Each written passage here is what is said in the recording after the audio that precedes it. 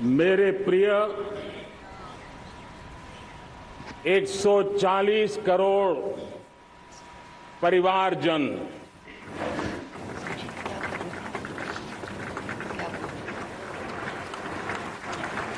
दुनिया का सबसे बड़ा लोकतंत्र और अब बहुत लोगों का अभिप्राय है कि जनसंख्या की दृष्टि से भी हम विश्व में नंबर 1 पर है। इतना बड़ा विशाल देश, 140 करोड़ देश कि मेरे भाई बहन, मेरे परिवारजन आज आजादी का पर्व मना रहे हैं। मैं देश के कोटि कोटि जनों को, देश और दुनिया में भारत को प्यार करने वाले, भारत का सम्मान करने वाले, भारत का गौरव करने वाले कोटि कोटि जनों को आजादी के इस महान पवित्र पर्व की अनेक अनेक शुभकामनाएं देता हूं। मेरे प्यारे परिवारजन,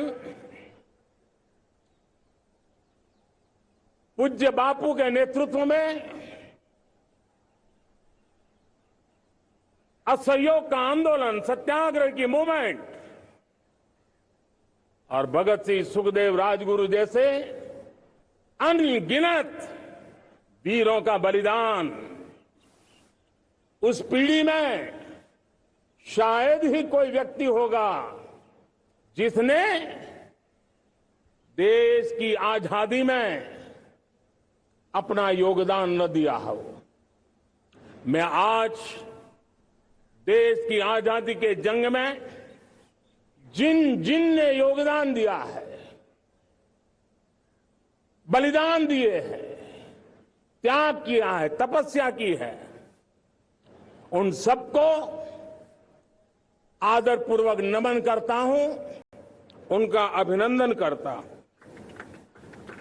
आज 15 अगस्त महान क्रांतिकारी और अध्यात्म जीवन के ऋषितुल्य प्रणेता श्री अरबिंदो की 150वीं जयंती पूर्ण हो रही है। ये वर्ष स्वामी दयानंद सरस्वती के 150वीं जयंती का वर्ष है। ये वर्ष रानी दुर्गावती के 500वीं जन्मशती का बहुत ही पवित्र अवसर है, जो पूरा देश बड़े धामधूम से मनाने वाला है। ये वर्ष मीराबाई, भक्ति योग की सिरमौर मीराबाई के 525 वर्ष का भी ये पावन पर्व है। ये बार जो 26 जनवरी हम मनाएंगे वो हमारे गणतंत्र दिवस की 75वीं वर्षगांठ होगी। अनेक प्रकार से अनेक अवसर, अनेक संभावनाएं राष्ट्र निर्माण में जुटे रहने के लिए पल पल नई प्रेरणा, पल पल नई चेतना, पल पल सपने, पल पल संकल्प, शायद इससे बड़ा कोई अवसर नहीं हो सकता। मेरे प्यारे परिवारजन, इस बार प्राकृतिक आपदा ने देश के अनेक हिस्सों में अकल्पनीय संकट पैदा किए। जिन परिवारों ने इस संकट में सहन किया है, मैं उन सभी परिवारजनों के प्रति अपनी संवेदना प्रकट करता हूं और राज्य और केंद्र सरकार मिलकर के उन सभी संकटों से जल्दी से मुक्त होकर के फिर तेज गति से आगे बढ़ेंगे, ये मैं विश्वास दिलाता हूं। मेरे प्यारे परिवारजनों, पिछले कुछ सप्ताह नॉर्थ ईस्ट में, विशेषकर मणिपुर में और हिंदुस्तान के भी अन्य कुछ भागों में, लेकिन विशेषकर मणिपुर में जो हिंसा का दौर चला, कई लोगों को अपना जीवन खोना पड़ा, मां बेटियों के सम्मान के साथ खिलवाड़ हुआ। लेकिन कुछ दिनों से लगातार शांति की खबरें आ रही हैं। देश मणिपुर के लोगों के साथ है। देश मणिपुर के लोगों को पिछले कुछ दिनों से जो शांति बनाए रखी है, उस शांति के पर्व को आगे बढ़ाएं और शांति से ही समाधान का रास्ता निकलेगा। और राज्य और केंद्र सरकार मिलकर के उन समस्याओं के समाधान के लिए भरपूर प्रयास कर रही है, करती रहेगी। मेरे प्यारे परिवारजनों, जब हम इतिहास की तरफ नजर करते हैं तो इतिहास में कुछ पल ऐसे आते हैं जो अपनी अमिट छाप छोड़ करके जाते हैं और उसका प्रभाव सदियों तक रहता है। और कभी कभी शुरुआत में वो बहुत छोटा लगता है, छोटी सी घटना लगती है, लेकिन वो अनेक समस्याओं की जड़ बन जाती है। हमें याद है 1000-1200 साल पहले इस देश पर आक्रमण हुआ। एक छोटे से राज्य के छोटे से राजा का पराजय हुआ, लेकिन तब पता तक नहीं था कि एक घटना भारत को 1000 साल की गुलामी में फंसा देगी। और हम गुलामी में जकड़ते गए, जो आया लूटता गया, जो जिसका मन चाहा हम पे आके सवार हो गया। कैसा विपरीत काल रहा होगा वो 1000 साल का। मेरे प्यारे परिवारजनों, घटना छोटी क्यों ना हो, लेकिन 1000 साल तक प्रभाव छोड़ के रही है। लेकिन मैं आज इस बात का जिक्र इसलिए करना चाहता हूं कि भारत के वीरों ने इस कालखंड में कोई भूभाग ऐसा नहीं था, कोई समय ऐसा नहीं था जब उन्होंने देश की आजादी के लौ को जलता न रखा हो, बलिदान की परंपरा न बनाई हो। मां भारती बेड़ियों से मुक्त होने के लिए उठ खड़ी हुई थी, जंजीरों को झकझोर रही थी और देश की नारी शक्ति, देश की युवा शक्ति, देश के किसान, देश के गांव के लोग, मजदूर, कोई हिंदुस्तानी ऐसा नहीं था जो आजादी के सपने को लेकर के जीता न हो। आजादी को पाने के लिए मर मिटने के लिए तैयार होने वालों की एक बड़ी फौज तैयार हो गई थी। जेलों में जवानी खपाने वाले अनेक महापुरुष हमारे देश की आजादी को, इन गुलामी की बेड़ियों को तोड़ने के लिए लगे हुए थे। मेरे प्यारे परिवारजनों, जन चेतना का वो व्यापक रूप, त्याग और तपस्या का वो व्यापक रूप, जन जन के अंदर एक नए विश्वास जगाने वाला वो पल आखिरकार 1947 में देश आजाद हुआ। 1000 साल की गुलामी में संजोए हुए सपने देशवासी पूरे करते हुए देखे। साथियों, मैं 1000 साल पहले की बात इसलिए कह रहा हूं, मैं देख रहा हूं फिर एक बार देश के सामने एक मौका आया है। इस ऐसे कालखंड में हम जी रहे हैं, ऐसे कालखंड में हमने प्रवेश किया है और ये हमारा सौभाग्य है कि भारत के ऐसे अमृत काल में, ये अमृत काल का पहला वर्ष है या तो हम जवानी में जी रहे हैं या हम मां भारती की गोद में जन्म ले चुके हैं। और ये कालखंड, मेरे शब्द लिख करके रखिए मेरे प्यारे परिवारजनों, इस कालखंड में जो हम करेंगे, जो कदम उठाएंगे, जितना त्याग करेंगे, तपस्या करेंगे, सर्वजन हिताय सर्वजन सुखाय, एक के बाद एक फैसले लेंगे, आने वाले 1000 साल का देश का स्वर्णिम इतिहास उससे अंकुरित होने वाला है। इस कालखंड में होने वाली घटनाएं आगामी 1000 साल के लिए इसका प्रभाव पैदा करने वाली है। गुलामी की मानसिकता से बाहर निकला हुआ देश पंच प्राण को समर्पित होकर के एक नए आत्मविश्वास के साथ आज आगे बढ़ रहा है। नए संकल्पों को सिद्ध करने के लिए वो जी जान से जुड़ रहा है। मेरी भारत माता, जो कभी ऊर्जा का सामर्थ्य था लेकिन राख के ढेर में दबी पड़ी थी, वो भारत मां 140 करोड़ देशवासियों के पुरुषार्थ है। उनकी चेतना से, उनकी ऊर्जा से फिर एक बार जागृत हो चुकी है। मां भारती जागृत हो चुकी है और मैं साफ देख रहा हूं दोस्तों, यही कालखंड है। पिछले 9-10 साल हमने अनुभव किया है, विश्व भर में भारत की चेतना के प्रति, भारत के सामर्थ्य प्रति एक नया आकर्षण, नया विश्वास, नई आशा पैदा हुई है। और ये प्रकाश पुंज जो भारत से उठा है, वो विश्व को उसमें अपने लिए ज्योति नजर आ रही है। विश्व को एक नया विश्वास पैदा हो रहा है।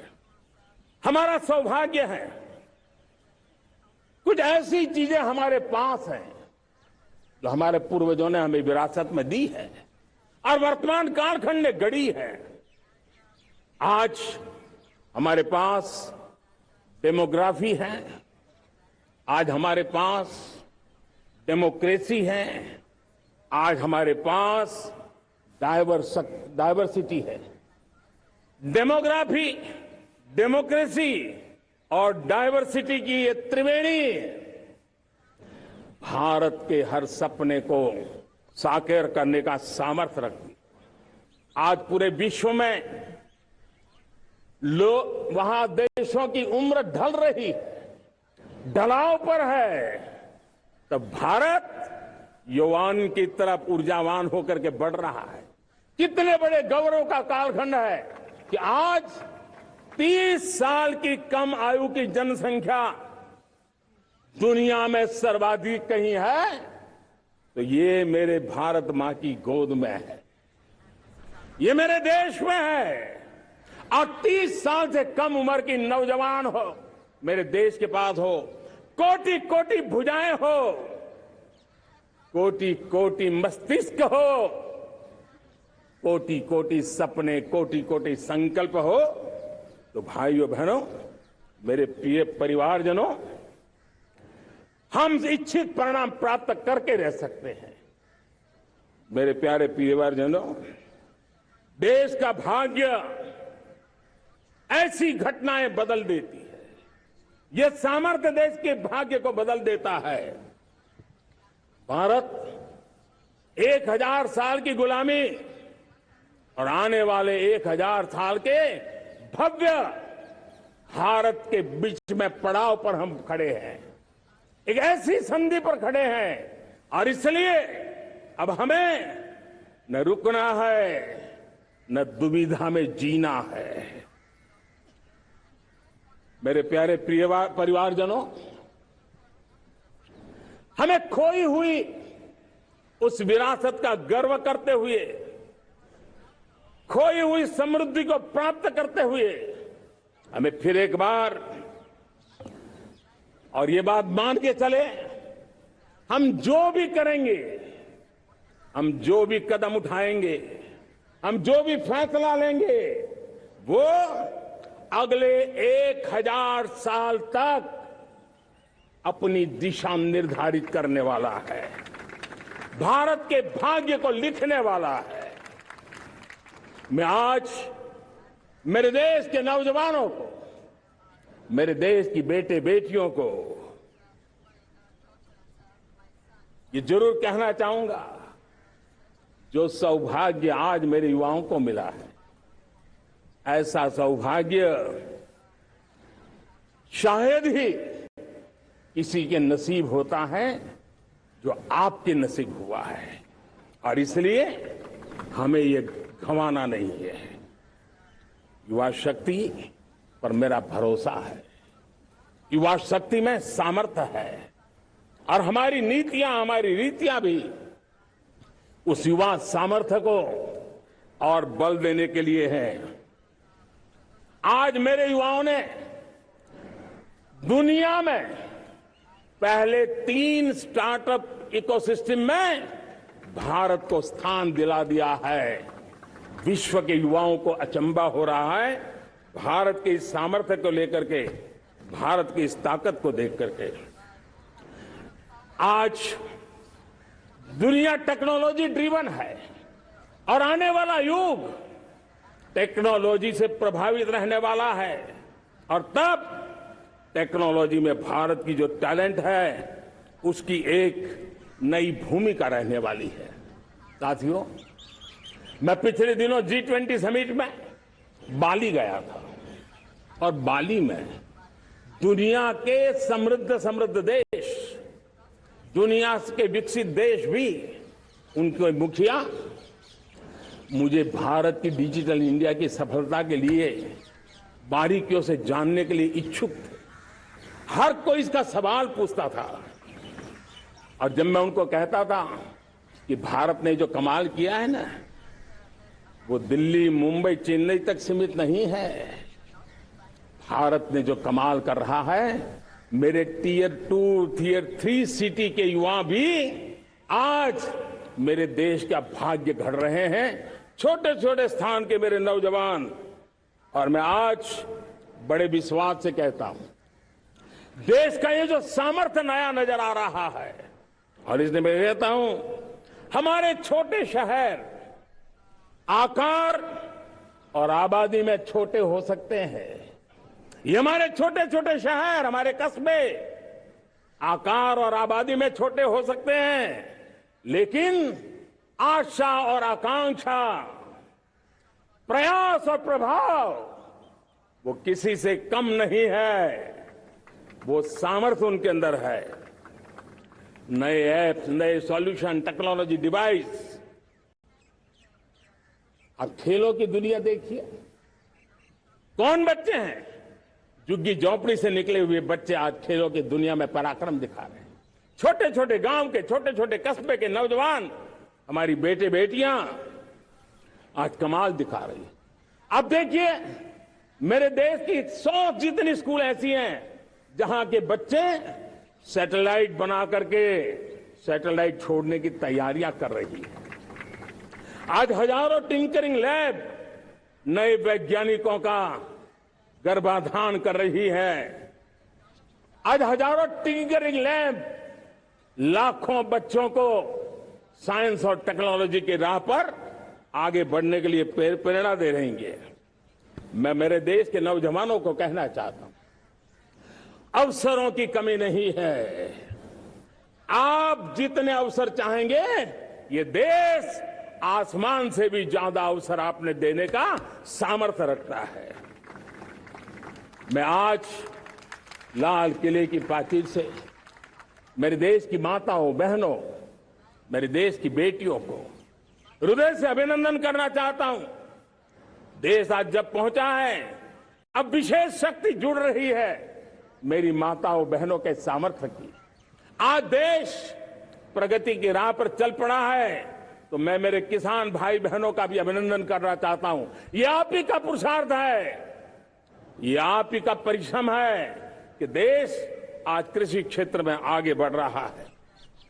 मैं मेरे मजदूरों का, मेरे श्रमिकों का, मेरे प्रिय परिवारजन, ऐसे कोटि कोटि श्रमिकों को आज मैं नमन करता हूं। उनका अभिनंदन कर रहा हूं। देश आज जो आधुनिकता की ओर बढ़ रहा है, विश्व की तुलना करने वाले सामर्थ्य के साथ नजर आ रहा है, उसके पीछे मेरे देश के मजदूरों का, मेरे देश के श्रमिकों का बहुत बड़ा योगदान है। आज समय कहता है कि लाल किले की प्राचीर से मैं उनका अभिनंदन करूं, उनका अभिवादन करूं, और ये मेरे परिवारजन 140 करोड़ देशवासी मेरे इन श्रमिकों का, रेहड़ी पटरी वालों का, फूल सब्जी बेचने वालों का हम सम्मान करते हैं। मेरे देश को आगे बढ़ाने में, मेरे देश को प्रगति की नई ऊंचाई पर ले जाने में प्रोफेशनल्स की बहुत बड़ी भूमिका है, बढ़ती रही है। चाहे साइंटिस्ट हो, चाहे इंजीनियर्स हो, डॉक्टर्स हो, नर्सेज हो, शिक्षक हो, आचार्य हो, यूनिवर्सिटीज हो, गुरुकुल हो, हर कोई मां भारती का भविष्य उज्जवल बनाने के लिए अपनी पूरी ताकत से लगा हुआ है। मेरे प्यारे परिवारजनों, राष्ट्रीय चेतना वो एक ऐसा शब्द है जो हमें चिंताओं से मुक्त कर रहा है, और आज वो राष्ट्रीय चेतना ये सिद्ध कर रही है कि भारत का सबसे बड़ा सामर्थ्य बना है भरोसा, भारत का सबसे बड़ा सामर्थ्य बना है विश्वास। जन जन में हमारा विश्वास, जन जन का सरकार पर विश्वास, जन जन का देश के उज्जवल भविष्य पर विश्वास, और विश्व का भी भारत के प्रति विश्वास। ये विश्वास हमारी नीतियों का है, हमारी रीति का है। भारत के उज्जवल भविष्य को जिस निर्धारित मजबूत कदमों से हम आगे बढ़ा रहे हैं, उसका है। भाइयों बहनों, मेरे प्यारे परिवारजनों, ये बात निश्चित है कि भारत का सामर्थ्य और भारत की संभावनाएं विश्वास की नई बुलंदियों को पार करने वाली है, और ये विश्वास की नई बुलंदियां नए सामर्थ्यों को लेकर के चलनी चाहिए रही है। आज देश में G20 समिट के मेहमान नवाजी का भारत को अवसर मिला है। अब पिछले एक साल से हिंदुस्तान के हर कोने में जिस प्रकार से G20 के अनेक ऐसे आयोजन हुए, अनेक कार्यक्रम हुए हैं, उसने देश के सामान्य मानवी के सामर्थ्य को विश्व को परिचित करा दिया है, भारत की विविधता का परिचय कराया है, भारत की डायवर्सिटी को दुनिया अचंभे से देख रही है, और उसके कारण भारत के तरफ आकर्षण बढ़ा है, भारत को जानने की, समझने की इच्छा जगी है। उसी प्रकार से आप देखिए एक्सपोर्ट, आज भारत का एक्सपोर्ट के तेजी से बढ़ रहा है, और मैं कहना चाहता हूं दुनिया के एक्सपर्ट्स इन सारे मानदंडों के आधार पर कह रहे हैं कि अब भारत रुकने वाला नहीं है। दुनिया की कोई भी रेटिंग एजेंसी होगी वो भारत का गौरव कर रही है। कोरोना काल के बाद दुनिया एक नए सिरे से सोचने लगी, और मैं विश्वास से देख रहा हूं कि जिस प्रकार से द्वितीय महायुद्ध के बाद, द्वितीय विश्व युद्ध के बाद दुनिया ने एक नया वर्ल्ड ऑर्डर आकार लिया था, मैं साफ साफ देख रहा हूं कि कोरोना के बाद एक नया विश्व ऑर्डर, एक नया ग्लोबल ऑर्डर, एक नया जियोपॉलिटिकल इक्वेशन, ये बहुत तेजी से आगे बढ़ रहा है।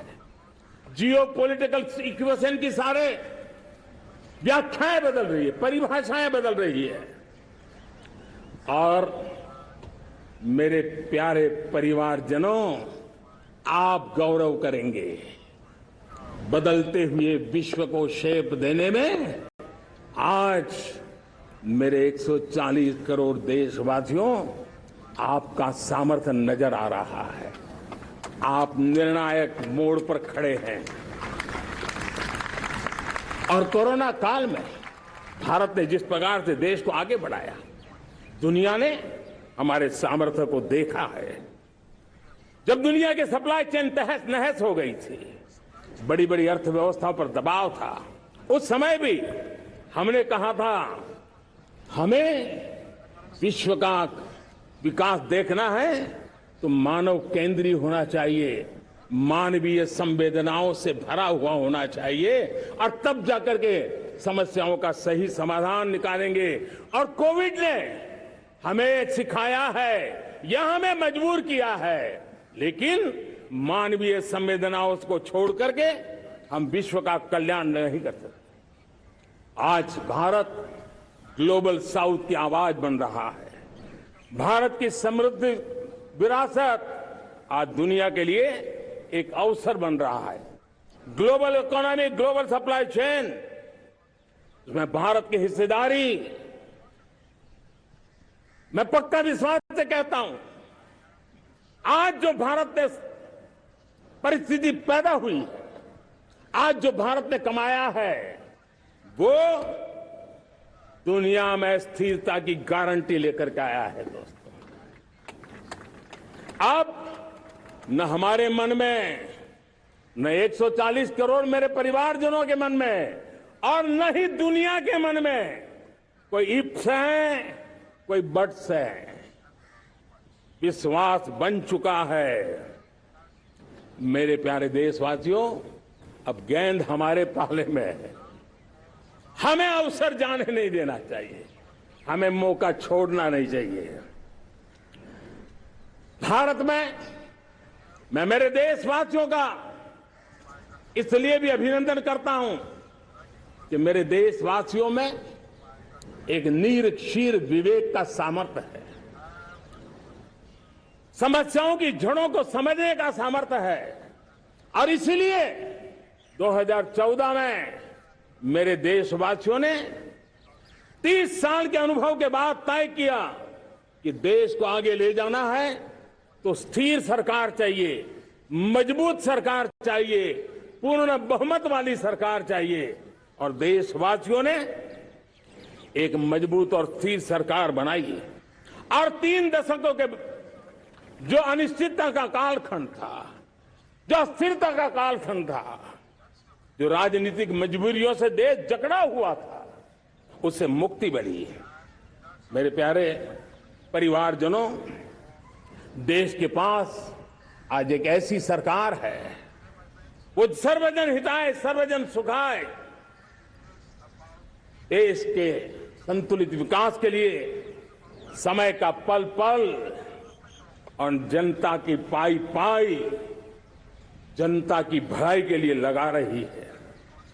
और मेरी सरकार, मेरे देशवासियों का मन एक बात से जुड़ा हुआ है। हमारे हर निर्णय, हमारे हर दिशा, उसका एक ही मानदंड है, नेशन फर्स्ट, राष्ट्र प्रथम। और राष्ट्र प्रथम यही दूरगामी परिणाम, सकारात्मक परिणाम पैदा करने वाला है। देश में बड़े स्तर पर काम हो रहा है। और लेकिन मैं कहना चाहूंगा, 2014 में आपने एक मजबूत सरकार बनाई और मैं कहता हूं 2014 में और 2019 में आपने एक सरकार फॉर्म की तो मोदी में रिफॉर्म करने की हिम्मत आई। आपने ऐसी सरकार फॉर्म की कि मोदी को रिफॉर्म की हिम्मत आई। और जब मोदी ने एक के बाद एक रिफॉर्म किए तो मेरे ब्यूरोक्रेसी के लोग, मेरे लाखों हाथ पैर जो हिंदुस्तान के कोने कोने में सरकार के हिस्से के रूप में काम कर रहे हैं, उन्होंने ब्यूरोक्रेसी ने ट्रांसफॉर्म करने के लिए, परफॉर्म करने की जिम्मेवारी बखूबी निभाई और उन्होंने परफॉर्म करके दिखाया और जनता जनार्दन जुड़ गई तो वो ट्रांसफॉर्म होता भी नजर आ रहा है। और इसलिए रिफॉर्म, परफॉर्म, ट्रांसफॉर्म, ये कालखंड अब भारत के भविष्य को गढ़ रहा है। और हमारी सोच देश की उस ताकतों को बढ़ावा देने पर है जो आने वाले 1000 साल की नींव को मजबूत करने वाले। दुनिया को युवा शक्ति की जरूरत है, युवा स्किल की जरूरत है। हमने अलग स्किल मिनिस्ट्री बनाई, वो भारत की आवश्यकताओं को तो पूरी करेगी, वो दुनिया की आवश्यकताओं को पूरी करने का भी सामर्थ्य रखेगी। हमने जल शक्ति मंत्रालय बनाया। मंत्रालय की बनाने की रचना को भी अगर कोई एनालिसिस करेगा ना, तो इस सरकार के मन मस्तिष्क को बड़े अच्छे ढंग से आप समझ पाएंगे। हमने जल शक्ति मंत्रालय बनाया। ये जल शक्ति मंत्रालय हमारे देश के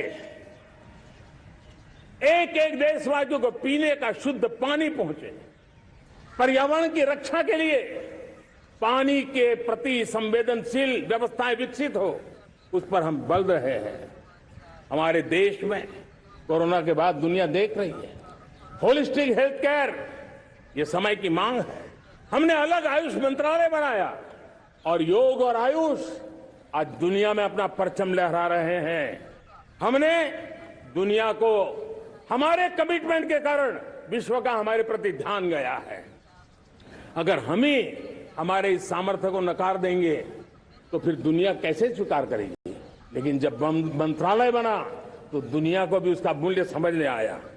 मत्स्य पालन, हमारा इतना बड़ा समुद्री तट, हमारे कोटि कोटि मछुआरे भाई बहन, उनका कल्याण भी हमारे दिलों में है। और इसलिए हमने अलग से मत्स्य पालन को लेकर के, पशुपालन को लेकर के, डेयरी को लेकर के अलग मंत्रालय की रचना की, ताकि समाज के जिस वर्ग के लोग पीछे रह गए उनको हम साथ लें। देश में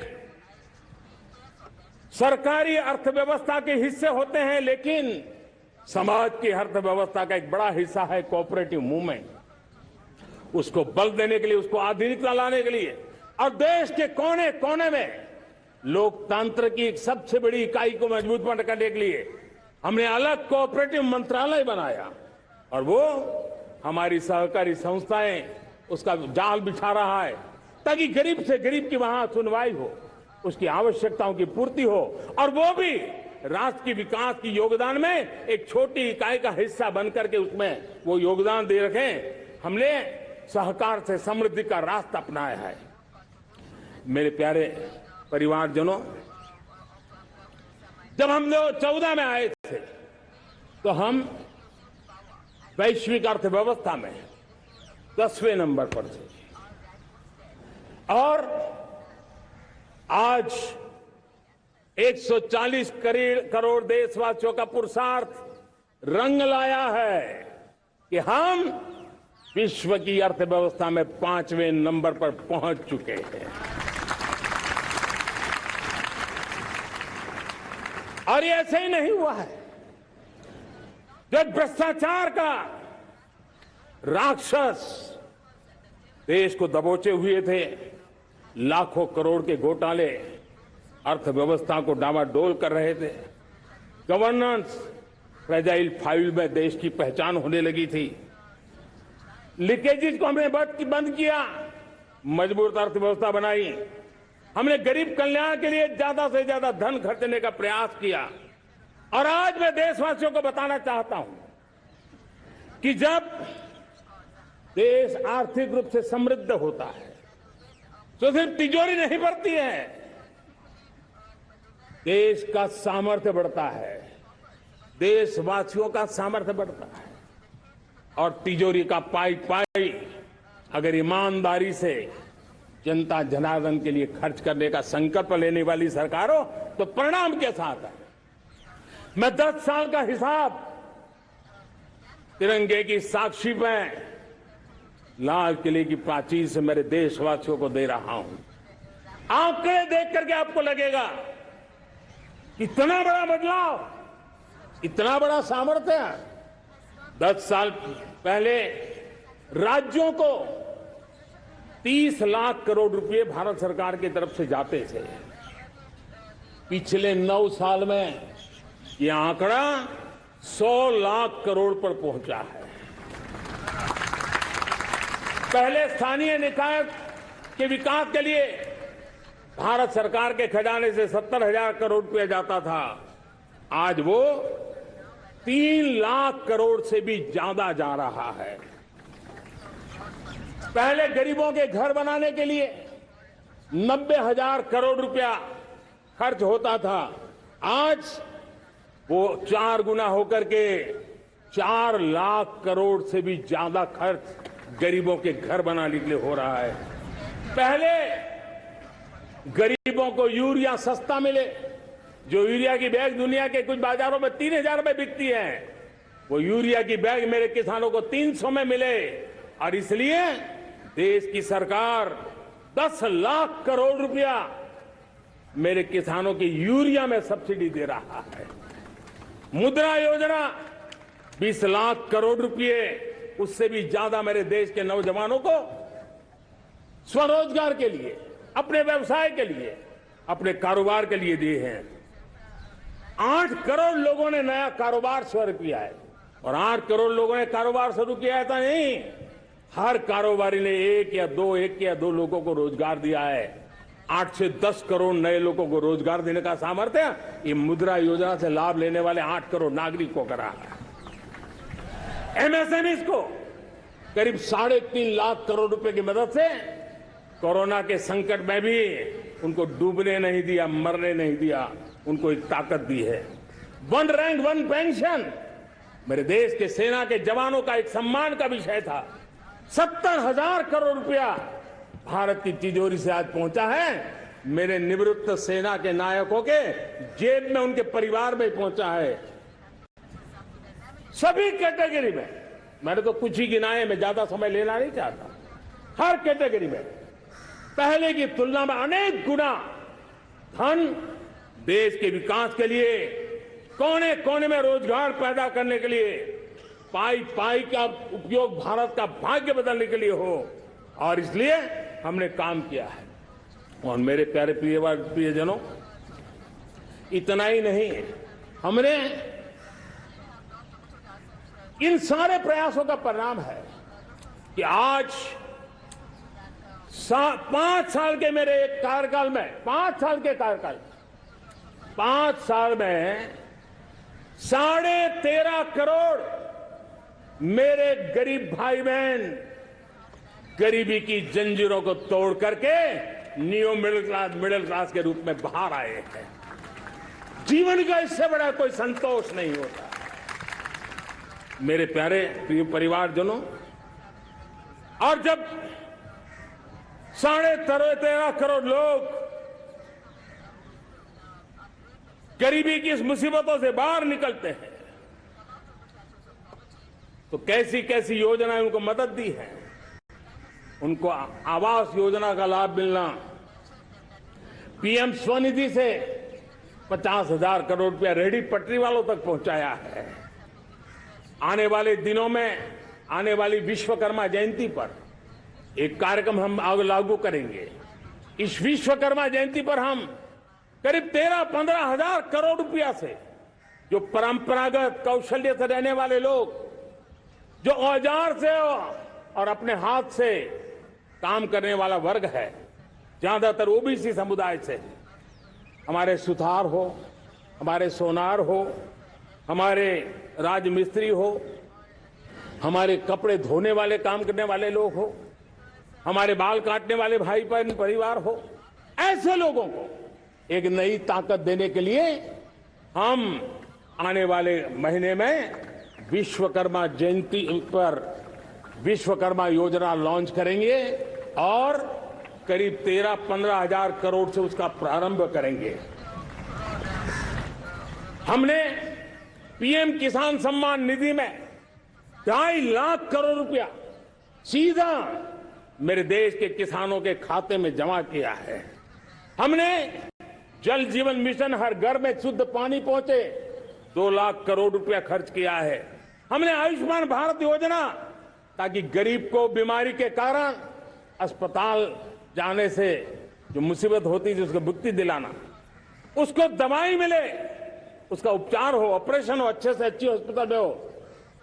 आयुष्मान भारत योजना के तहत 70,000 करोड़ रुपए हमने लगाए हैं। पशुधन, देश ने कोरोना वैक्सीन की बात तो देश को याद है, 40,000 करोड़ रुपए लगाए, वो तो याद है। लेकिन आपको जानकर के खुशी होगी, हमने पशुधन को बचाने के लिए करीब करीब 15,000 करोड़ रुपया पशुधन के टीकाकरण के लिए लगाया है। मेरे प्यारे देशवासियों, मेरे प्यारे परिवारजनों, जन औषधि केंद्रों ने देश के सीनियर सिटीजन्स को, देश के मध्यम वर्गीय परिवार को एक नई ताकत दी है। जिस संयुक्त परिवार में अगर किसी को एक डायबिटीज जैसा हो जाए, 2-3 हजार रुपया दवाई का बिल स्वाभाविक हो जाता है। हमने जन औषधि केंद्र से जो दवाई बाजार में 100 रुपए में मिलती है, वो 10 रुपया, 15 रुपया, 20 रुपए में दी। और आज देश में 1,000 जन औषधि केंद्रों से मेरे इन बीमारी में जिनको दवाई की जरूरत थी, ऐसे लोगों के करीब 20,000 करोड़ रुपया उनके जेब में बचा है। और ये ज्यादातर मध्यम वर्ग के परिवार के लोग हैं। लेकिन आज उसकी सफलता को देखते हुए मैं देशवासियों को कहना चाहता हूं, जैसे हम एक विश्वकर्मा योजना लेकर के समाज के उस वर्ग को छूने वाले हैं, अब देश में 10,000 जन औषधि केंद्र से हम 25,000 जन औषधि केंद्र का लक्ष्य लेकर के आने वाले दिनों में काम करने वाले हैं।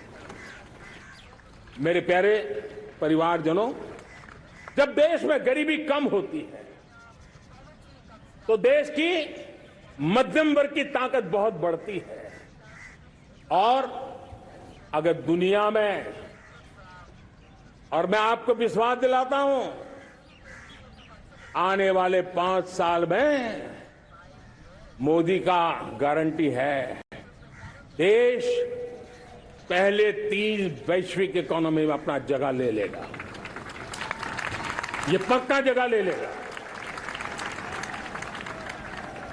आज जो 13.5 करोड़ गरीबी से बाहर आए हुए लोग हैं, वो एक प्रकार से मध्यम वर्ग की ताकत बन जाते हैं।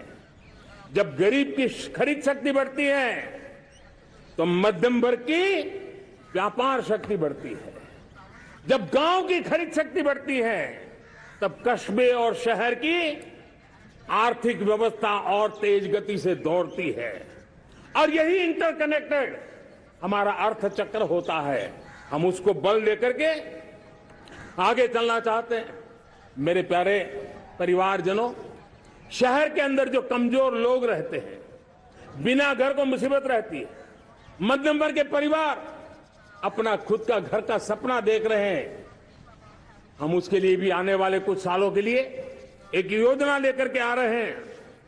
और जिसमें ऐसे मेरे परिवारजन जो शहरों में अपना घर, शहरों में रहते हैं लेकिन किराए के मकान पे रहते हैं, झुग्गी झोपड़ी में रहते हैं, चाल में रहते हैं, अनऑथराइज्ड कॉलोनीज में रहते हैं, ऐसे मेरे परिवारजन अगर अपना मकान बनाना चाहते हैं तो बैंक से जो लोन मिलेगा उसके ब्याज के अंदर राहत देकर के लाखों रुपयों की मदद करने का हमने निर्णय किया है।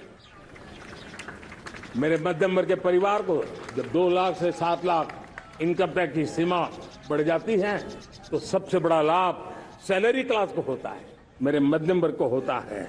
इंटरनेट का डेटा बहुत महंगा था 2014 के पहले, आज दुनिया का सबसे सस्ता इंटरनेट का डेटा का खर्चा हो रहा है। हर परिवार के पैसे बच रहे हैं। मेरे प्यारे परिवारजनों, विश्व कोरोना के बाद अभी तक उभर नहीं पाया है। युद्ध ने फिर एक नई मुसीबत पैदा की। आज दुनिया महंगाई के संकट से जूझ रही है। पूरी दुनिया की अर्थव्यवस्था को महंगाई ने दबोच के रखा है। हम भी दुनिया से जिन सामान की जरूरत होती है लाते हैं, तो हमें सामान तो इंपोर्ट करते हैं। हमारा दुर्भाग्य है कि हमें महंगाई भी इंपोर्ट करनी पड़ती है, क्योंकि पूरी दुनिया को महंगाई ने जकड़ के रखा है। लेकिन मेरे प्यारे परिवारजनों, भारत ने महंगाई को नियंत्रित रखने के लिए भरसक प्रयास किए हैं। पिछले कालखंड की तुलना में हमें कुछ सफलता भी मिली है, लेकिन इतने से संतोष नहीं मान सकते। दुनिया से हमारी चीजें अच्छी है, इतने बात से हम सोच नहीं सकते। मुझे तो मेरे देशवासियों को महंगाई की बोझ कम से कम हो, इस दिशा में और भी कदम उठाने हैं और हम उस कदम को उठा के रहेंगे। मेरा प्रयास निरंतर जारी रहेगा। मेरे प्यारे परिवारजनों, आज देश अनेक क्षमताओं को लेकर के आगे बढ़ रहा है। देश आधुनिकता की तरफ आगे बढ़ने के लिए काम कर रहा है। आज देश रिन्यूएबल एनर्जी पे काम कर रहा है। आज देश ग्रीन हाइड्रोजन पे काम कर रहा है। देश की स्पेस पे क्षमता बढ़ रही है, तो देश की डीप सी मिशन में भी सफलता के साथ आगे चल रहा है। देश में रेल आधुनिक हो रही है, तो वंदे भारत बुलेट ट्रेन भी आज देश के अंदर काम कर रही है। गांव गांव पक्की सड़कें बन रही है, तो इलेक्ट्रिक बसें, मेट्रो की रचना भी आज देश में हो रहे हैं। आज गांव गांव तक इंटरनेट पहुंच रहा है, तो क्वांटम कंप्यूटर के लिए भी देश तय कर रहता है। नैनो यूरिया, नैनो डीएपी, उस पर काम हो रहा है, तो दूसरी तरफ जैविक खेती पर भी हम बल दे रहे हैं। आज किसान उत्पादक संघ एफपीओ का निर्माण हो रहा है, तो हम सेमीकंडक्टर का भी निर्माण करने के लिए चाह रहे हैं। हम दिव्यांग जनों के लिए एक सुगम भारत के निर्माण के लिए काम करते हैं, तो हम पैरालंपिक में भी हिंदुस्तान का तिरंगा झंडा गाड़ने के लिए मेरे दिव्यांग जनों को सामर्थ्यवान बना रहे हैं। हम खिलाड़ियों को स्पेशल ट्रेनिंग दे रहे हैं।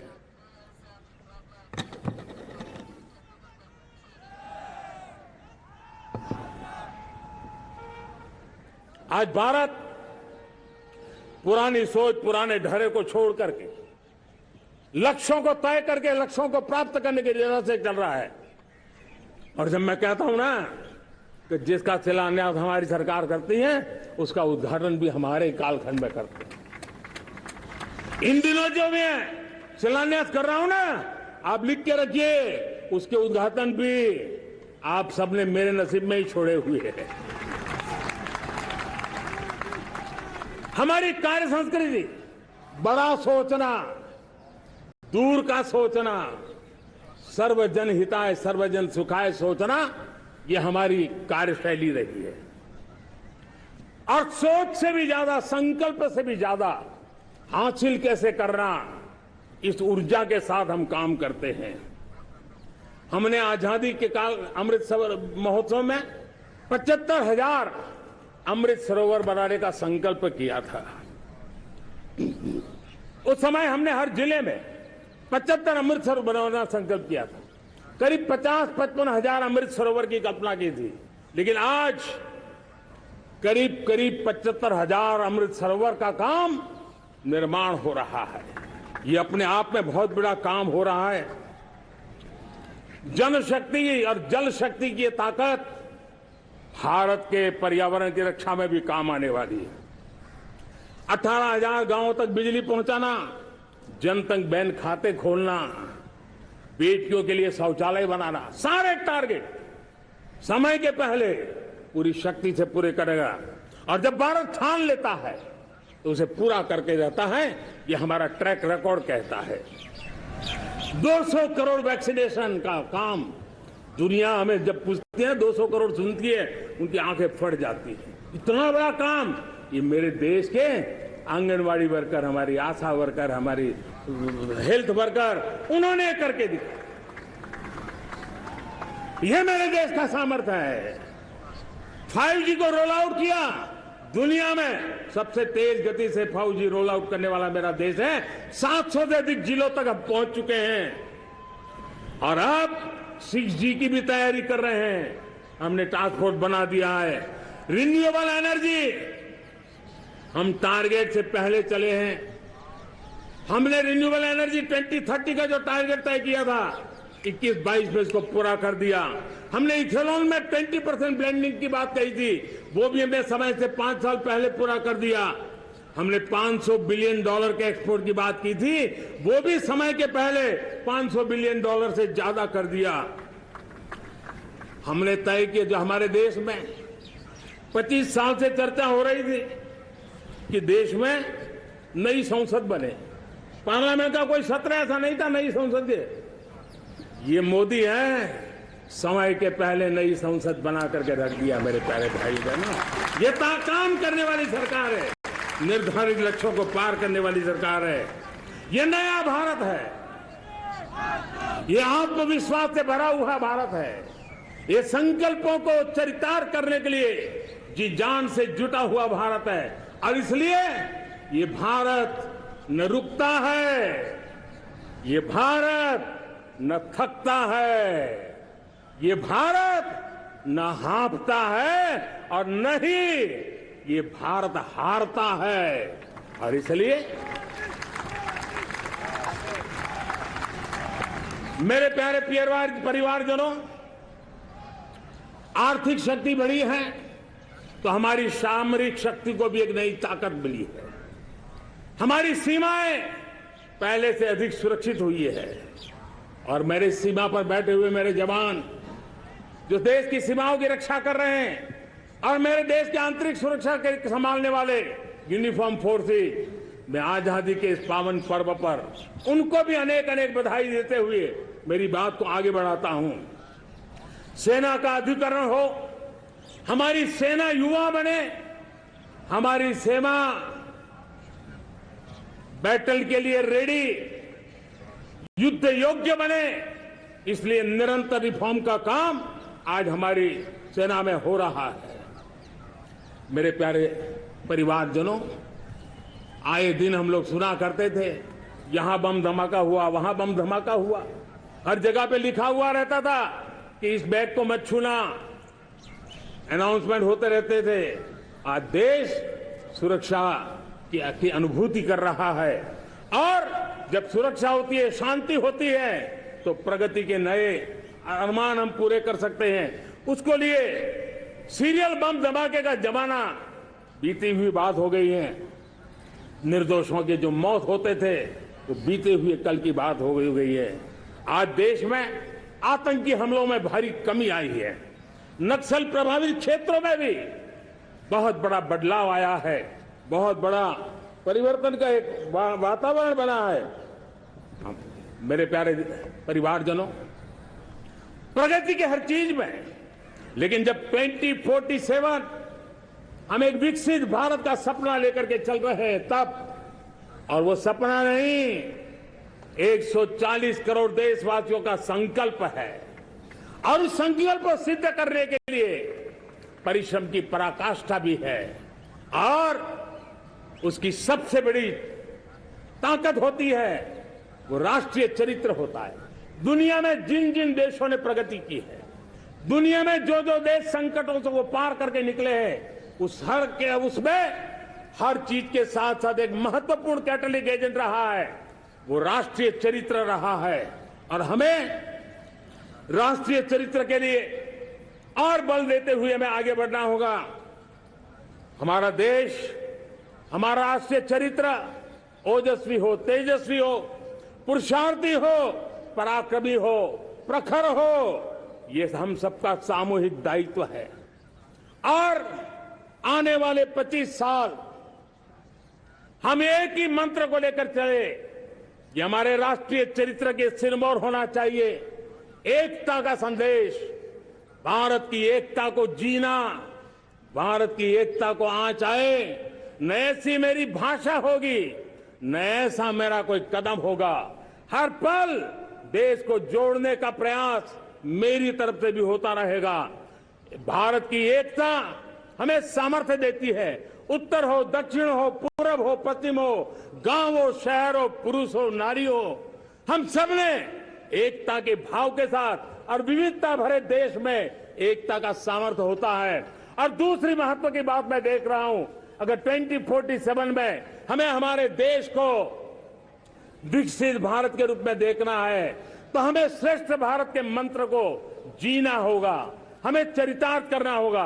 अब हमारे प्रोडक्शन में, मैंने 2014 में कहा था जीरो डिफेक्ट, जीरो इफेक्ट। दुनिया के किसी भी टेबल पर मेक इन इंडिया चीज हो तो दुनिया को विश्वास होना चाहिए, इससे बेहतर दुनिया में कुछ नहीं हो सकता है। ये अल्टीमेट होगा। हमारी हर चीज, हमारी सर्विसेज होगी तो श्रेष्ठ होगी, हमारे शब्द की ताकत होगी तो श्रेष्ठ होगी, हमारी संस्थाएं होगी तो श्रेष्ठ होगी, हमारी निर्णय प्रक्रियाएं होगी तो श्रेष्ठ होगी, ये श्रेष्ठता का भाव लेकर के हमें चलना होगा। तीसरी बात है, देश में आगे बढ़ाने के लिए एक अतिरिक्त शक्ति का सामर्थ्य भारत को आगे ले जाने वाला है, और वो है विमेन लेड डेवलपमेंट। आज भारत गर्व से कह सकता है कि दुनिया में नागरिक उड्डयन में अगर किसी एक देश में सबसे ज्यादा विमेन पायलट है तो मेरे देश में है। आज चंद्रयान की गति हो, मून मिशन की बात हो, मेरी विमेन साइंटिस्ट उसका नेतृत्व कर रहे हैं। आज विमेन सेल्फ हेल्प ग्रुप हो, मेरी 2 करोड़ लखपति दीदी का लक्ष्य लेकर के आज विमेन सेल्फ हेल्प ग्रुप पे हम काम कर रहे हैं। हम हमारी नारी शक्ति के सामर्थ्य को बढ़ावा देते हुए विमेन लेड डेवलपमेंट के, और जब G20 में मैंने विमेन लेड डेवलपमेंट के विषय को आगे बढ़ाया है तो पूरा G20 समूह इसके महत्व को स्वीकार कर रहा है, और उसके महत्व को स्वीकार कर करके वो उसको बहुत बल दे रहे हैं। उसी प्रकार से भारत विविधताओं से भरा देश है। असंतुलित विकास के हम शिकार रहे हैं। मेरा पराया का के कारण हमारे देश के कुछ हिस्से उसके शिकार रहे हैं। अब हमें रीजनल एस्पिरेशंस को, संतुलित विकास को बल देना है, और रीजनल एस्पिरेशंस को लेकर के उस भावना को हमें सम्मान देते हुए, जैसे हमारी भारत मां का कोई, हमारा शरीर का कोई अंग अगर अविकसित रहे तो हमारा शरीर विकसित नहीं माना जाएगा। हमारा शरीर का कोई अंग दुर्बल रहे तो हमारा शरीर स्वस्थ नहीं माना जाएगा। वैसे ही मेरी भारत माता, उसका कोई एक भूभाग भी, समाज का कोई तबका भी अगर दुर्बल रहे तो मेरी भारत माता समर्थ है, स्वस्थ है, ऐसा बैठ करके हम नहीं बैठ सकते। और इसलिए रीजनल एस्पिरेशंस को हमने एड्रेस करने की आवश्यकता है, और इसलिए हम समाज का सर्वांगीण विकास हो, सर्वस्पर्शी विकास हो, भूभाग के हर क्षेत्र को उसकी अपनी ताकत को खिलने का अवसर मिले, उस दिशा में आगे बढ़ना चाहते हैं। मेरे प्यारे परिवारजनों, भारत एक मदर ऑफ डेमोक्रेसी है। भारत मॉडल ऑफ डायवर्सिटी भी है। भाषाएं अनेक हैं, बोलियां अनेक हैं, परिधान अनेक है, विविधताएं बहुत है। हमने उन सारे लोगों को, सारों को आधार पर आगे बढ़ना है। मेरे प्यारे परिवारजनों, देश के जब मैं एकता की बात करता हूं, तब अगर घटना मणिपुर में होती है तो पीड़ा महाराष्ट्र में होती है। अगर बाढ़ आसाम में आती है तो बेचैन केरला हो जाता है। हिंदुस्तान के किसी भी हिस्से में कुछ भी हो, हम एक अंगांगी भाव की अनुभूति करते हैं। मेरे देश की बेटियों पर जुल्म न हो, यह हमारा सामाजिक भी दायित्व है, यह हमारा पारिवारिक दायित्व भी है, और ये देश के नाते हम सबका दायित्व है। आज जब अफगानिस्तान से गुरु ग्रंथ साहब के स्वरूप को लाते हैं तो पूरा देश गौरव की अनुभूति करता है। जब आज दुनिया के किसी देश में कोविड के काल में मेरा कोई सिख भाई लंगर लगाता है, भूखों को खिलाता है, और दुनिया में वाहवाही होती है, तो हिंदुस्तान का सीना चौड़ा हो जाता है।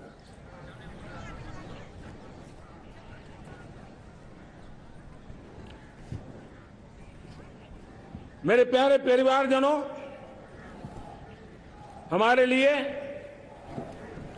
जब नारी सम्मान की बात करते हैं, मुझे अभी एक देश में दौरा कर रहा तो वहां एक बहुत ही सीनियर मिनिस्टर, उसने मुझे एक सवाल पूछा।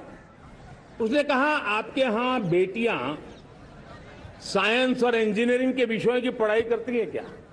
उसमें क्या था? मैंने उनको कहा, आज मेरे देश में लड़कों से ज्यादा बेटियां आज स्टेम यानी साइंस, टेक्नोलॉजी, इंजीनियरिंग और मैथ्स, अधिकतम भाग मेरी बेटियां ले रही है।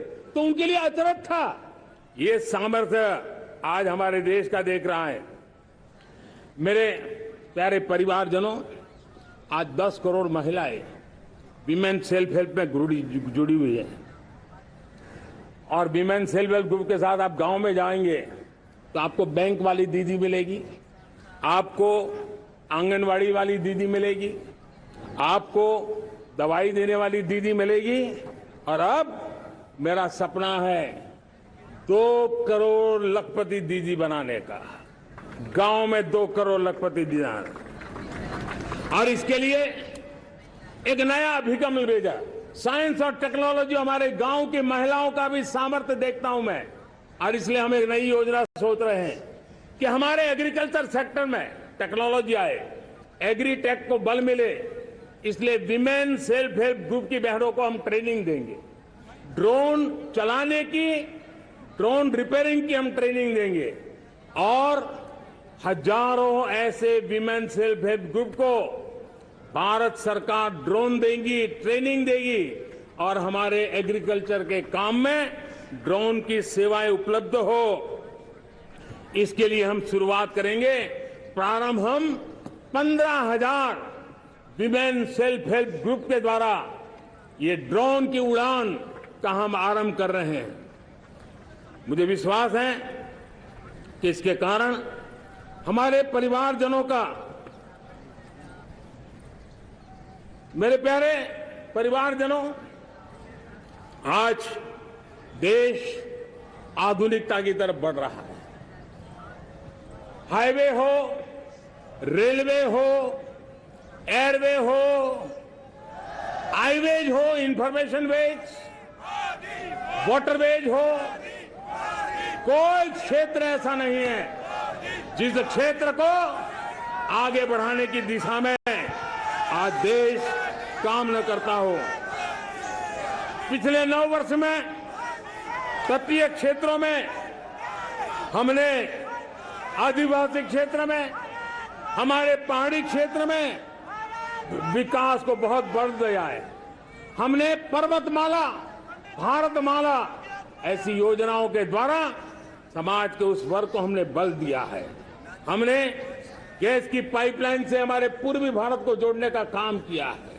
हमने अस्पतालों की संख्या बढ़ाई है, हमने डॉक्टर की सीटें बढ़ाई है ताकि हमारे बच्चे डॉक्टर बनने का सपना पूरा कर सके।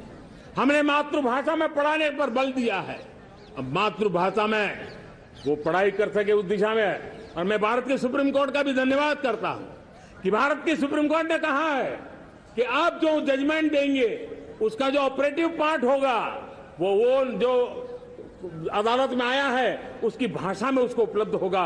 मातृभाषा का महात्मा आज बढ़ रहा है।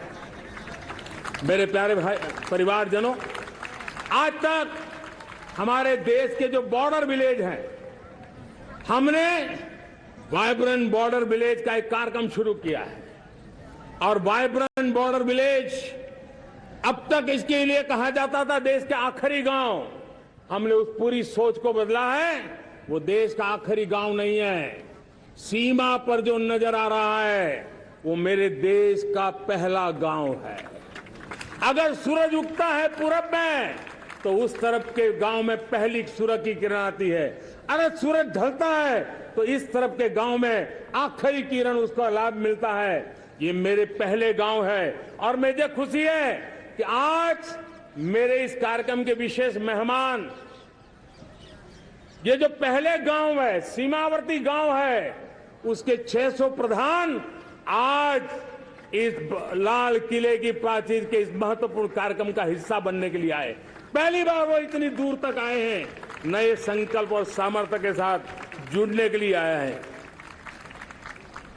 मेरे प्यारे परिवारजनों, हमने संतुलित विकास के लिए एस्पिरेशनल डिस्ट्रिक्ट, एस्पिरेशनल ब्लॉक की कल्पना की और आज उसके सुखद परिणाम मिल रहे हैं।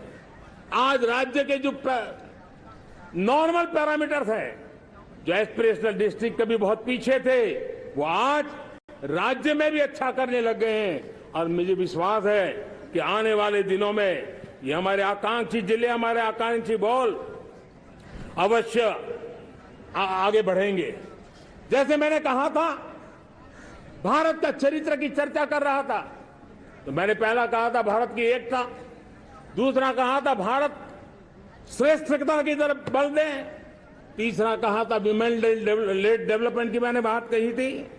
और मैं आज एक बात और कहना चाहता हूं कि हम जैसे रीजनल एस्पिरेशन मैंने चौथी बात कही थी, पांचवी महत्व की बात और भारत ने उस दिशा में ध्यान, और वो है हमारा राष्ट्रीय चरित्र विश्व मंगल के लिए सोचने वाला होना चाहिए।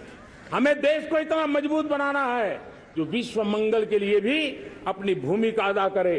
और आज कोरोना के बाद मैं देख रहा हूं जिस प्रकार से संकट की घड़ी में देश ने दुनिया की मदद की, उसका परिणाम है कि आज दुनिया में हमारा देश एक विश्व मित्र के रूप में, विश्व का अटूट साथी के रूप में आज मेरे देश की पहचान बनी है। हमें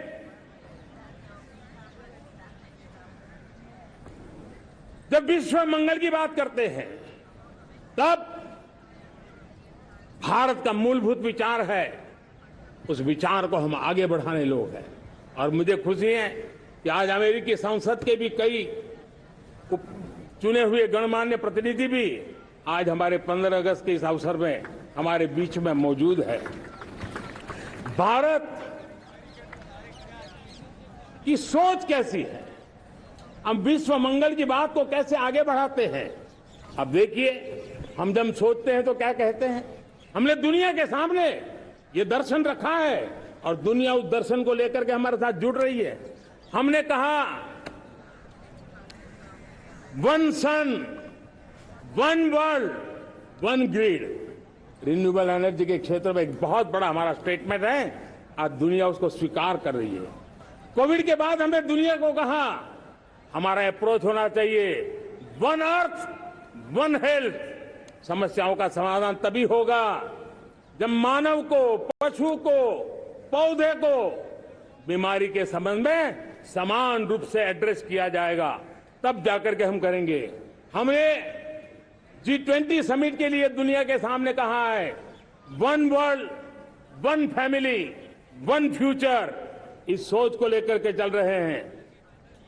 हमने क्लाइमेट को लेकर के दुनिया जो संकट से जूझ रही है, हमने रास्ता दिखाया है, लाइफ मिशन लॉन्च किया है, लाइफ स्टाइल फॉर एनवायरमेंट। हमने दुनिया के सामने इंटरनेशनल सोलर अलायंस बनाया और आज दुनिया के कई देश इंटरनेशनल सोलर अलायंस का हिस्सा बन रहे हैं। हमने बायोडायवर्सिटी का महत्व देखते हुए बिग कैट अलायंस की व्यवस्था को हमने आगे बढ़ाया है। हमने प्राकृतिक आपदा के कारण, ग्लोबल वार्मिंग के कारण इंफ्रास्ट्रक्चर का जो नुकसान होता है, उसके लिए दूरगामी व्यवस्थाओं की जरूरत है। और इसलिए coalition for disaster resilient infrastructure, CDRI, एक समाधान के रूप में दुनिया को दिया है। विश्व आज समुद्रों को संघर्ष का केंद्र बना रहा है, तब हमने दुनिया को सागर का प्लेटफॉर्म दिया है जो वैश्विक समुद्रिक शांति की गारंटी बन सकता है। हमने पारंपरिक चिकित्सा पद्धतियों को बल देते हुए WHO का ग्लोबल लेवल का सेंटर हिंदुस्तान में बनाने की दिशा में काम किया है। हमने योग और आयुष के द्वारा विश्व कल्याण और विश्व के स्वस्थता की दिशा में काम किया है। और आज भारत विश्व मंगल की मजबूत नींव डाल रहा है। इस मजबूत नींव को आगे बढ़ाना हम सबका काम है, हम सबकी जिम्मेवारी है। मेरे प्यारे परिवारजनों, सपने अनेक है, संकल्प साफ है, नीतियां स्पष्ट है, नीयत के सामने कोई सवाल या निशान नहीं है। लेकिन कुछ सच्चाइयों को हमें स्वीकार करना पड़ेगा और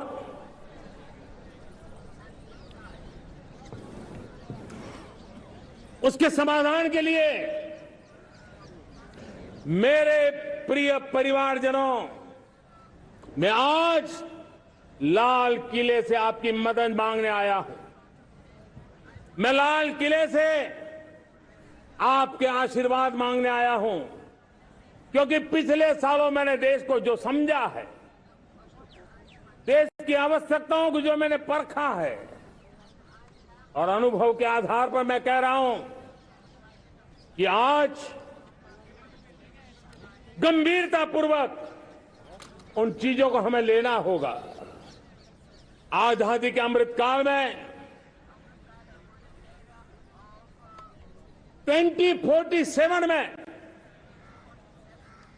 जब देश आजादी के 100 साल मनाएगा, उस समय दुनिया में भारत का तिरंगा झंडा विकसित भारत का तिरंगा झंडा होना चाहिए।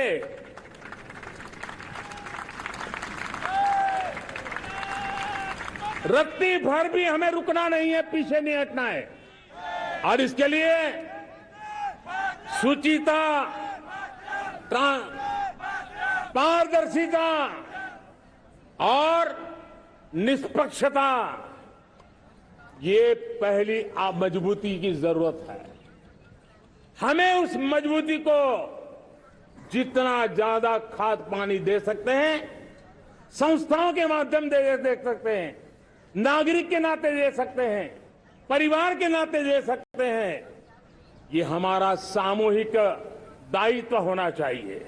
और इसलिए पिछले 75 साल का इतिहास देखिए, भारत के सामर्थ्य में कोई कमी नहीं थी। अरे जो देश कभी सोना की चिड़िया कहा जाता था, वो देश क्यों न फिर से उस सामर्थ्य को लेकर के खड़ा हो सकता है। मेरा अटूट विश्वास है साथियों, मेरे प्रिय परिवारजनों, मेरा अखंड अटूट एक निष्ठ विश्वास है कि 2047 में जब देश आजादी के 100 साल मनाएगा, मेरा देश विकसित भारत बन के रहेगा। और ये मैं मेरे देश के सामर्थ्य के आधार पर कह रहा हूं, मेरे उपलब्ध संसाधनों के आधार पर कह रहा हूं, और सबसे ज्यादा 30 से कम आयु वाली मेरी युवा शक्ति के भरोसे कह रहा हूं, मेरी माताओं बहनों के सामर्थ्य के भरोसे कह रहा हूं। लेकिन उसके सामने अगर कोई रुकावट है, कुछ विकृतियां पिछले 75 साल में ऐसे घर कर गई है, हमारी समाज व्यवस्था का ऐसा हिस्सा बन गई है कि कभी कभी तो हम आंख भी बंद कर देते हैं। अब आंख बंद करने का समय नहीं है। अगर सपनों को सिद्ध करना है, संकल्प को पार करना है, तो हमें ये आंख मिचौली बंद करके, आंख में आंख मिला करके 3 बुराइयों से लड़ना बहुत समय की मांग है। हमारे देश की सारी समस्याओं की जड़ में भ्रष्टाचार ने दिमक की तरह देश की सारी व्यवस्थाओं को, देश के सामर्थ्य को पूरी तरह नोच लिया। भ्रष्टाचार से मुक्ति, भ्रष्टाचार के खिलाफ जंग हर इकाई में, हर क्षेत्र में। और मैं देशवासियों, मेरे प्रिय परिवारजनों, ये मोदी के जीवन का कमिटमेंट है। ये मेरे व्यक्तित्व का एक कमिटमेंट है कि मैं भ्रष्टाचार के खिलाफ लड़ाई लड़ता रहूंगा। दूसरा, हमारे देश को नोच लिया है परिवारवाद ने। इस परिवारवाद ने देश को जिस प्रकार से जकड़ के रखा है, उसने देश के लोगों का हक छीना है। और तीसरी बुराई तुष्टीकरण की है। ये तुष्टीकरण में भी देश के मूलभूत चिंतन को, देश के सर्व समावेशक हमारे राष्ट्रीय चरित्र को दाग लगा दिए हैं, तहस नहस कर दिया है इन लोगों ने। और इसलिए मेरे प्यारे देशवासियों, इसलिए मेरे प्यारे परिवारजनों, हमें इन 3 बुराइयों के खिलाफ पूरे सामर्थ्य के साथ लड़ना है। भ्रष्टाचार, परिवारवाद, तुष्टीकरण, ये चुनौतियां हमारे, ये ऐसी चीजें पनपी है जो हमारे देश के लोगों का जो आकांक्षा है उसका दमन करती है। हमारे देश के कुछ लोगों के पास जो छोटा मोटा सामर्थ्य है उसका शोषण करती है। ये ऐसी चीजें हैं जो हमारे लोगों की आशा आकांक्षाओं को सवाल या निशान में गाड़ देती है। हमारे गरीब हो, हमारे दलित हो, हमारे पिछड़े हो, हमारे पसमानदा हो, हमारे आदिवासी भाई बहन हो, हमारी माताएं बहनें हो, हमने सबने उनके हकों के लिए इन 3 बुराइयों से मुक्ति पानी है। हमें भ्रष्टाचार के खिलाफ एक नफरत का माहौल बनाना है। जैसे गंदगी हमें नफरत पैदा करती है ना, मन में गंदगी पसंद नहीं है, ये सार्वजनिक जीवन की इससे बड़ी कोई गंदगी नहीं हो सकती। और इसलिए हमारे स्वच्छता अभियान को एक नया मोड़ ये भी देना है कि हमें भ्रष्टाचार से मुक्ति पानी है। सरकार टेक्नोलॉजी से भ्रष्टाचार की मुक्ति के लिए बहुत प्रयास कर रही है। आपको जानकर के हैरानी होगी, इस देश में पिछले 9 साल में एक काम मैंने ऐसे किया, आंकड़ा सुनोगे तो लोग कहेंगे मोदी ऐसा करता है, जैसे 10 करोड़ लोग करीब करीब जो गलत फायदा उठाते थे वो मैंने रोक दिया। तो आप में से कोई कहेगा आपने लोगों से अन्याय कर दिया। जी नहीं, ये 10 करोड़ कौन लोग थे? ये 10 करोड़ वो लोग थे जिनका जन्म ही नहीं हुआ था और उनके नाम पर उनके विडो हो जाते थे, वो वृद्ध हो जाते थे, वो दिव्यांग हो जाते थे, फायदे लिए जाते थे। 10 करोड़ ऐसे बेनामी जो चीजें चलती थी उसको रोकने का पवित्र काम, भ्रष्टाचारियों की संपत्ति जो हमने जब्त की है ना, वो पहले की तुलना में 20 गुना ज्यादा की है। मेरे प्यारे परिवारजनों, ये आपकी कमाई का पैसा लोग लेकर के भागे थे, 20 गुना ज्यादा संपत्ति को जब्त करने का। और इसलिए लोगों की मेरे प्रति नाराजगी होना बहुत स्वाभाविक है, लेकिन मुझे भ्रष्टाचार के खिलाफ की लड़ाई को आगे बढ़ाना है। हमारे सरकारी व्यवस्था ने पहले कैमरा के सामने तो कुछ हो जाता था, लेकिन बाद में चीजें अटक जाती थी। हमने पहले की तुलना में कई गुना ज्यादा अदालत में चार्जशीट की है और अब जमानतें भी नहीं मिलती हैं। वैसी पक्की व्यवस्था को लेकर के हम आगे बढ़ रहे हैं, क्योंकि हम ईमानदारी से भ्रष्टाचार के खिलाफ लड़ रहे हैं। आज परिवारवाद और तुष्टीकरण, इसने देश का बहुत बड़ा दुर्भाग्य किया है। अब लोकतंत्र में ये कैसे हो सकता है कि पॉलिटिकल पार्टी, और मैं विशेष बल दे रहा हूं पॉलिटिकल पार्टी, आज मेरे देश के लोकतंत्र में एक ऐसी विकृति आई है जो कभी भारत के लोकतंत्र को मजबूती नहीं दे सकती। और वो क्या है बीमारी? परिवारवादी पार्टियां। और उनका तो मंत्र क्या है? Party of the family, by the family and for the family.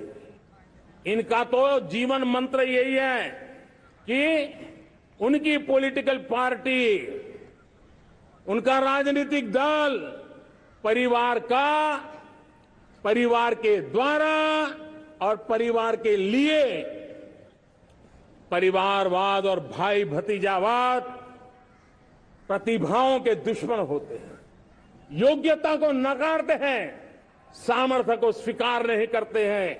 और इसलिए परिवारवाद इस देश के लोकतंत्र की मजबूती के लिए उसकी मुक्ति जरूरी है। सर्वजन हिताय सर्वजन सुखाय, हर किसी को हक मिले इसलिए, और सामाजिक न्याय के लिए भी ये बहुत उसी प्रकार से तुष्टीकरण ने सामाजिक न्याय का सबसे बड़ा नुकसान किया। अगर सामाजिक न्याय को तबाह किसी ने किया है तो ये तुष्टीकरण की सोच, तुष्टीकरण की राजनीति, तुष्टीकरण का सरकारी योजनाओं का तरीका, इसने सामाजिक न्याय को मौत के घाट उतार दिया है। और इसलिए हमें तुष्टीकरण, भ्रष्टाचार, ये विकास का सबसे बड़ा दुश्मन है। अगर देश विकास चाहता है, देश 2047 विकसित भारत का सपना का साकार करना चाहता है, तो हमारे लिए आवश्यक है कि हम किसी भी हालत में देश में भ्रष्टाचार को सहन नहीं करेंगे। इस मूड को लेकर के चलना चाहिए। मेरे प्यारे परिवारजनों, हम सबका एक बहुत बड़ा महत्वपूर्ण दायित्व है। आपने जिस प्रकार से जिंदगी जी है, हमारे आने वाली पीढ़ी को ऐसी जिंदगी जीने के लिए मजबूर करना, यह हमारा गुनाह है। यह हमारा दायित्व है कि हमारे आने वाली पीढ़ी को हम ऐसा समृद्ध देश दें, ऐसा संतुलित देश दें, ऐसा सामाजिक न्याय की धरोहर वाला देश दें, ताकि छोटी छोटी चीजों को पाने के लिए उन्हें कभी भी संघर्ष न करना पड़े। हम सभी का कर्तव्य, हर नागरिक का कर्तव्य है, और ये अमृत काल कर्तव्य काल है। हम कर्तव्य से पीछे नहीं उठ सकते। हमें वो भारत बनाना है जो पूज्य बापू के सपनों का था। हमें वो भारत बनाना है जो हमारे स्वतंत्र सेनानियों का सपना था। हमें वो भारत बनाना है जो हमारे वीर शहीदों का था, हमारी वीरांगनाओं का था, जिन्होंने मातृभूमि के लिए अपना जीवन दे दिया था। मेरे प्यारे परिवारजनों, मैं जब 2014 में आपके पास आया था, तब 2014 में मैं परिवर्तन का वादा लेकर के आया था। 2014 में मैंने आपको वादा किया था, मैं परिवर्तन लाऊंगा, और 140 करोड़ मेरे परिवारजन, आपने मुझ पे भरोसा किया और मैंने विश्वास पूरा करने की कोशिश की। रिफॉर्म, परफॉर्म, ट्रांसफॉर्म, वो 5 साल जो वादा था वो विश्वास में बदल गया, क्योंकि मैंने परिवर्तन का वादा किया था। रिफॉर्म, परफॉर्म, ट्रांसफॉर्म के द्वारा मैंने इस वादे को विश्वास में बदल दिया। कठोर परिश्रम किया है, देश के लिए किया है, शान से किया है, सिर्फ और सिर्फ नेशन फर्स्ट, राष्ट्र सर्वोपरि, इस भाव से किया है। 2019 में परफॉर्मेंस के आधार पर आप सबने मुझे फिर से आशीर्वाद दिया। परिवर्तन का वादा मुझे यहां ले आया, परफॉर्मेंस मुझे दोबारा ले आया, और आने वाले 5 साल अभूतपूर्व विकास के हैं। 2047 के सपने को साकार करने का सबसे बड़ा स्वर्णिम पल आने वाले 5 साल है। और अगली बार 15 अगस्त को इसी लाल किले से मैं आपको देश की उपलब्धियां, आपके सामर्थ्य, आपके संकल्प, उसमें हुई प्रगति, उसकी जो सफलता है, उसके गौरवगान, उससे भी अधिक आत्मविश्वास के सामने, आपके सामने मैं प्रस्तुत करूंगा। मेरे प्यारे प्रियजनों, मेरे परिवारजनों, मैं आप में से आता हूं, मैं आपके बीच से निकला हूं, मैं आपके लिए जीता हूं। अगर मुझे सपना भी आता है तो आपके लिए आता है। अगर मैं पसीना भी बहाता हूं तो आपके लिए बहाता हूं, क्योंकि इसलिए नहीं कि आपने मुझे दायित्व दिया है, मैं इसलिए कर रहा हूं कि आप मेरे परिवारजन हैं, और आपके परिवार के सदस्य के नाते मैं आपके किसी दुख को देख नहीं सकता हूं, मैं आपके सपनों को चूर चूर होते नहीं देख सकता हूं, मैं आपके संकल्प को सिद्धि तक ले जाने के लिए आपका एक साथी बन करके, आपका एक सेवक बन करके, आपके साथ जुड़े रहने का, आपके साथ जीने का, आपके लिए जूझने का मैं संकल्प लेकर के चला हुआ इंसान हूं। और मुझे विश्वास है, हमारे पूर्वजों ने आजादी के लिए जो जंग लड़ा था, जो सपने देखे थे वो सपने हमारे साथ है। आजादी के जंग में जिन्होंने बलिदान दिया था उनके आशीर्वाद हमारे साथ है। और 140 करोड़ देशवासियों को एक ऐसा अवसर आया है, ये अवसर हमारे लिए एक बहुत बड़ा संबल लेकर के आया है। और इसलिए मेरे प्यारे प्रियजनों, आज जब मैं अमृतकाल में आपके साथ बात कर रहा हूं, ये अमृतकाल का पहला वर्ष है। ये अमृतकाल के पहले वर्ष पर जब मैं आपसे बात कर रहा हूं तो मैं आपको पूरे विश्वास से कहना चाहता हूं, चलता चलाता काल चक्र, चलता चलाता काल चक्र, अमृत काल का भाल चक्र, चलता चलाता काल चक्र, अमृत काल का भाल चक्र, सबके सपने, सबके सपने अपने सपने, सबके सपने अपने सपने, पनपे सपने सारे, सबके सपने अपने सपने, पनपे सपने सारे, धीर चले वीर चले, धीर चले वीर चले, चले युवा हमारे, धीर चले वीर चले, चले युवा हमारे, नीति सही, नीति सही, रीति नहीं, नीति सही, रीति नहीं, गति सही, गति सही, राह नहीं, गति सही, राह नहीं। चुनो चुनो चुनौती, चुनो चुनौती सीना तान, चुनो चुनौती सीना तान, जग में बढ़ाओ देश का नाम, चुनो चुनौती सीना तान, जग में बढ़ाओ देश का नाम।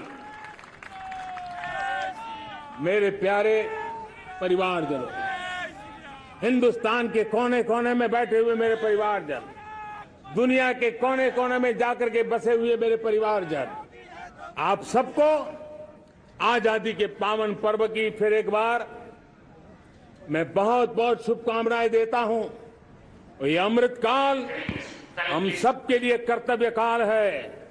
ये अमृतकाल हम सबको मां भारती के लिए कुछ कर गुजारने का काल है।